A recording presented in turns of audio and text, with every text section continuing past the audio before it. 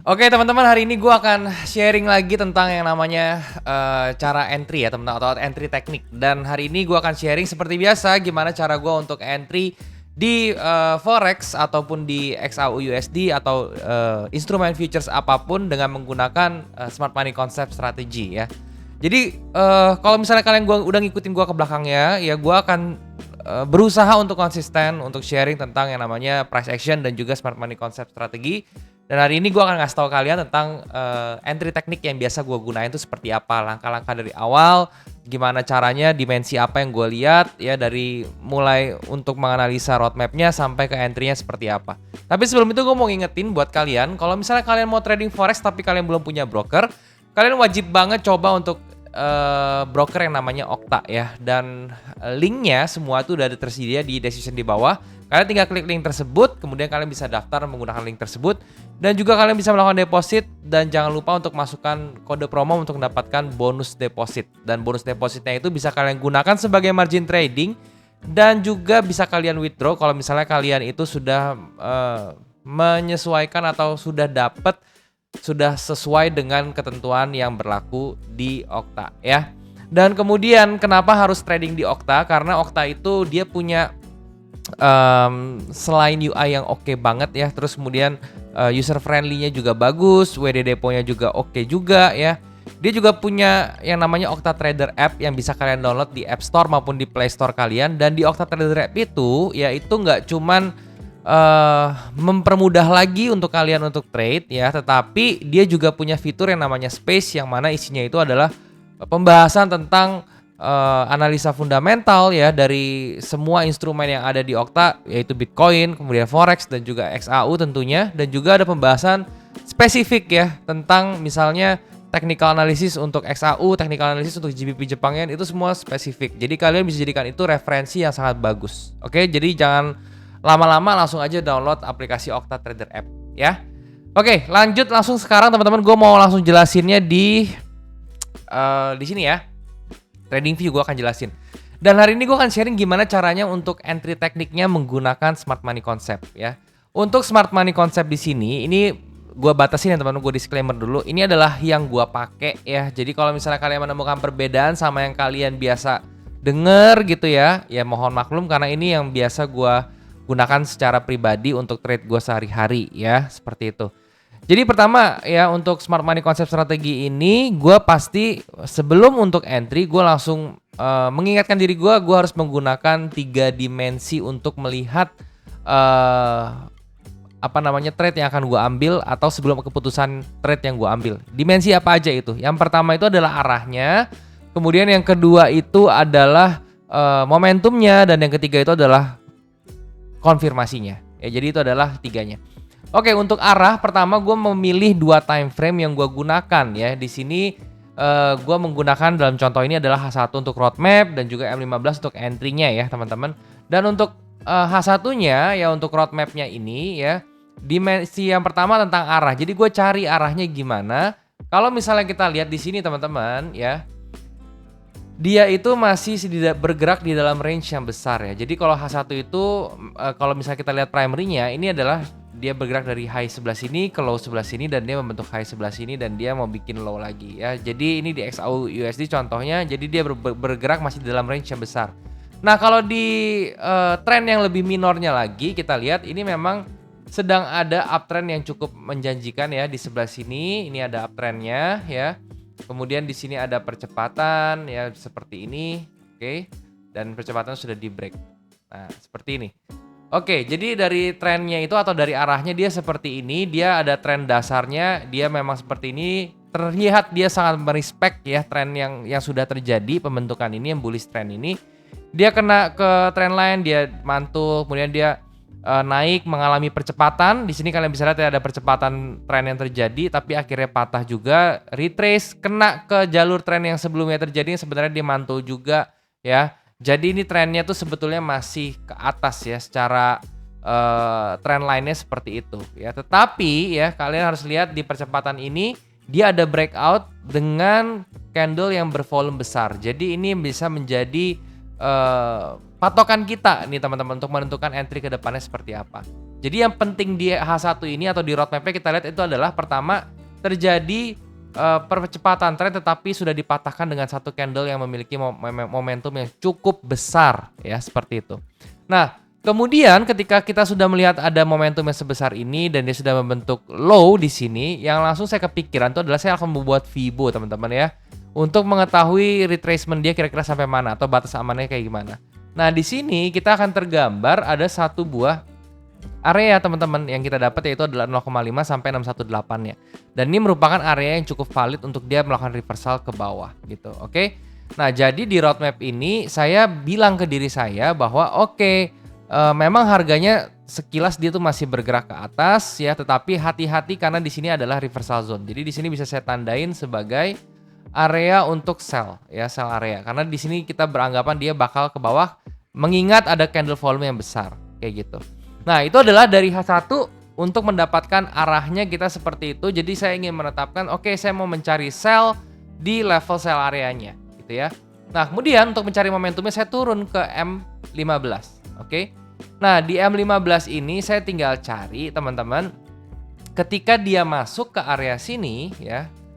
Nah, ini saya lihat apakah ada ibaratnya itu klasteran ya teman-teman dari sebelumnya gitu ya. Nah, ini kita lihat ternyata di sebelah kirinya kalian bisa perhatiin di sini ada area yang berbentuk range yang besar ya teman-teman, dari sini sampai kurang lebih ke sini gitu ya. Ini adalah range-nya. Range untuk konsolidasi area yang ada di sini yang bentuknya tuh seperti sideways ini. Dan ini teman-teman kita bisa ambil pivot point-nya, yaitu adalah titik tengahnya ya, dari range atas ke bawah ini kita ambil rata-rata, kita ambil nilai tengahnya itu kurang lebih dapat di angka 2445. Oke. Nah, jadi bisa saya simpulkan untuk momentumnya saya bisa kombinasikan kedua klaster ini, sell area dengan ada pivot point di sebelah kiri gitu ya. Jadi bisa saya simpulkan dia bisa bergerak ke level yang sebelah sini gitu ya. Jadi di 2445 ini menjadi target saya untuk membuka sell ya. Itu untuk momentumnya tuh ada di situ. Karena ketika dia masuk ke sini ke sell area ini, terutama di level-level 2445 ini, itu ada momentum yang harus kita atau wajib kita perhitungkan ya, seperti itu. Itu untuk dari sisi momentumnya. Nah, kalian juga bisa gunakan ketika dia sampai sini, nanti kalian lihat apakah dia terbentuk divergence atau enggak ya. Atau kalau misalnya dia membentuk sebuah reversal pattern atau enggak. Contohnya misalnya ada double top ya, kemudian ada head and shoulder di sebelah sini.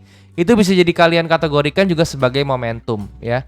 Atau kalau misalnya kalian lihat di sini juga sebetulnya terjadi yang namanya imbalance ya, imbalance area yang cukup besar sebenarnya imbalance-nya. Nah, imbalance yang cukup besar ini biasanya kita juga sama, kita bagi dua di pivotnya. Jadi dia itu bergerak, kalau misalnya kita bagi dua, kira-kira pivot dari imbalance gap-nya ini kurang lebih teman-teman ya, itu adalah di angka 2450 ya, itu adalah nilai imbalance-nya. Jadi bisa kita kerucutkan lagi, kita kecilkan lagi, berarti sell area kita itu adalah di sebelah sini. Ya, jadi ini adalah benar-benar level yang terbaik untuk entry sell, yaitu di 2445 sampai 2450 untuk goldnya gitu ya. Ini video saya buat by the way di tanggal 3 di tanggal 8. Di tanggal 3 Agustus ya 2024. Jadi nanti video ini tayang mungkin itu ada di tanggal 6 ya, tanggal 6. Jadi 3 hari setelah saya bikin video, dan ini hari Sabtu. Marketnya tutup ya, Senin itu tanggal 5 ya, itu baru berjalan tanggal 6. Berarti ini 2 hari setelah market berjalan. Kita lihat ya dia bisa nggak sih nyampe ke sell area ini, dan kira-kira dia bisa nggak mantul ke bawah gitu. Nanti kita lihat sama-sama ya.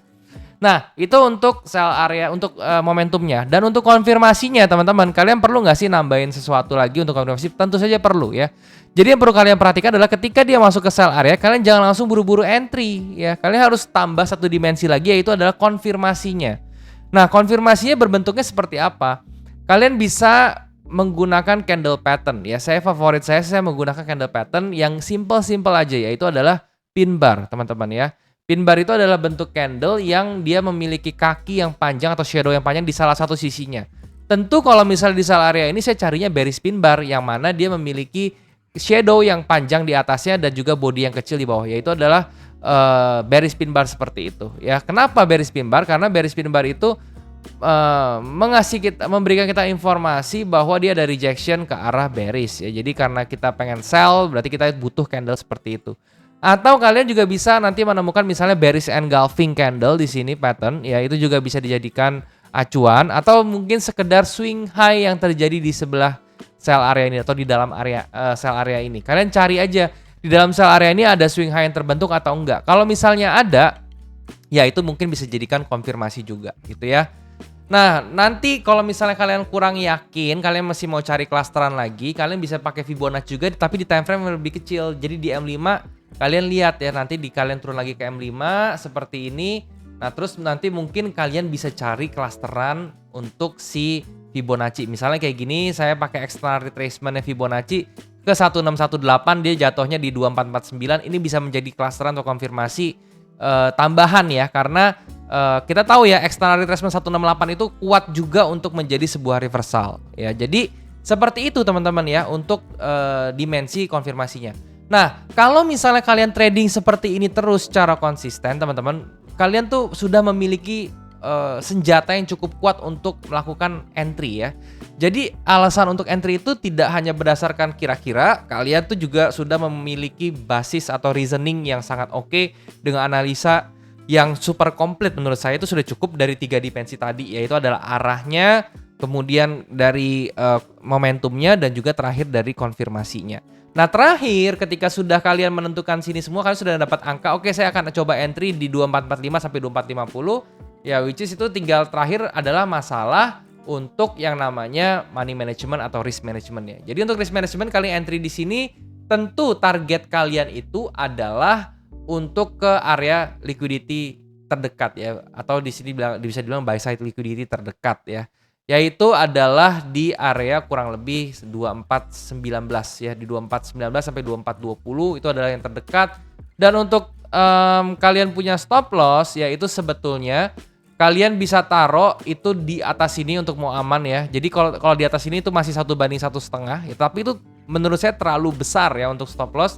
Jadi sebetulnya kalian bisa taruh stop loss tuh di atas ini aja, di angka 2455-an ya. Dan itu kalau misalnya kalian entry di sini di 2449 tuh masih sekitar 50 sampai 60 pips. Jadi menurut saya ini masih oke banget untuk risk reward ratio. Dan ini kita mendapatkan risk reward ratio 1/4 kurang lebih, yaitu which is itu sangat-sangat besar ya. Nah, kalau misalnya kalian sudah memiliki risk reward ratio di atas 1/2, menurut saya cara paling aman itu untuk memanage trade kalian itu adalah dengan cara trailing stop ya. Jadi kalau misalnya dia trade-nya sudah 1/1 seperti ini ya, jadi harganya tuh sudah masuk ke 2440, kalian bisa balikin ini ke BEP ya. Kemudian ketika dia berjalan lagi ya ke 2432-an gitu ya, kalian bisa bikin ini jadi SL plus ya teman-teman ya, menjadi SL plus, karena itu yang sangat penting ya. Dan itu kalian bisa terus trailing, ketika dia turun kalian trailing lagi menjadi SL plusnya tuh ditambahin lagi, dibawain lagi gitu ya. Jadi kalian SL-nya itu mengikuti floating profit kalian, sehingga itu akan membuat posisi kalian akan menjadi lebih aman. Kalau misalnya ada spike harga tiba-tiba berbalik, posisi kalian yang tadinya cuan tidak berubah menjadi rugi atau nggak kena cut loss. Oke? Nah, itu adalah cara saya teman-teman ya untuk melakukan entry dengan menggunakan smart money concept ya, seperti itu. Memang saya jelasin secara general supaya nggak pusing, tetapi ini adalah langkah-langkah atau bagian-bagian besarnya ya. Nanti kepingan-kepingan kecilnya misalnya seperti market structure lebih detail dan segala macamnya, kalian tinggal komen aja di bawah yang mau kalian tahu, nanti gue bahasin atau gue bikinin videonya. Oke? Itu aja teman-teman yang mau gue sharing untuk hari ini. Semoga bisa bermanfaat untuk kalian, dan juga kalian bisa subscribe channel ini kalau misalnya kalian suka konten seperti ini. Dan kalau kalian suka juga dan kalian gak keberatan, kalian bisa share ke teman-teman kalian yang lain ya. Dan juga bisa bantuin gue untuk like video ini, karena like dari kalian itu sangat membantu untuk perkembangan video ini dan channel ini tentunya ke depannya. Oke? Thank you teman-teman sudah menyempatkan diri untuk video ini. Sekali lagi semoga bermanfaat. Sampai jumpa di next video. Jangan lupa semua orang bisa cuan. Salam sukses. Bye-bye.